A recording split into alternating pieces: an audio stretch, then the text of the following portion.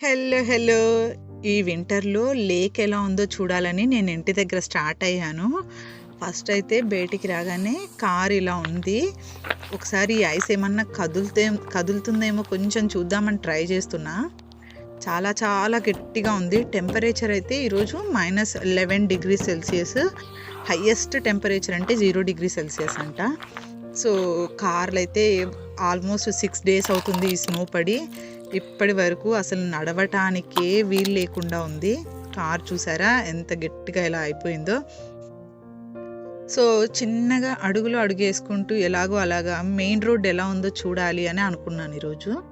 So, చిన్నగా ఇప్పుడే నడక నేర్చుకుంటున్న చిన్న పాపలాగా ఇలా వెళ్తూ ఉన్నాను. ఎందుకంటే కొంచెం ఫాస్ట్‌గా వెళ్ళినా జారి కింద పడే ఛాన్సెస్ చాలా ఎక్కువ.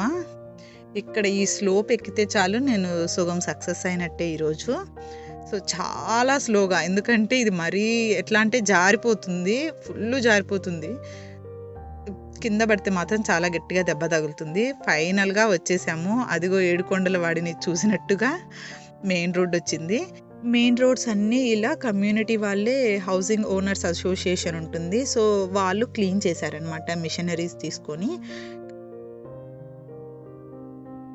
అది రోజు మనం వాక్‌వే వెళ్తాం కదా! వాక్‌వే మీద ఆ వాక్‌వే మీద వెళ్ళేదానికి ఈరోజు లేదు. సో, నేను మెయిన్ రోడ్ మీద కొంచెం క్లీన్ చేశారు.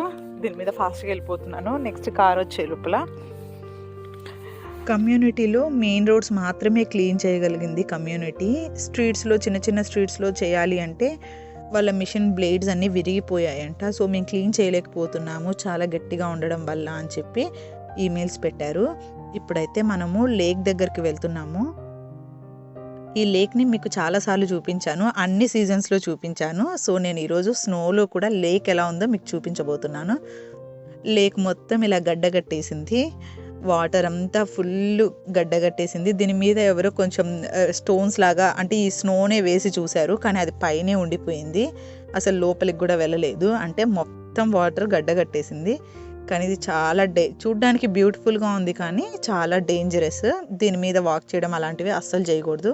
అసలు దాని దగ్గరికి వెళ్ళాలని చూసినా కూడా కింద పడి వాటిలో పడి ఇరుక్కుపోయే ఛాన్స్ ఎక్కువ ఉంటుంది. కాబట్టి అసలు వెళ్ళకూడదు.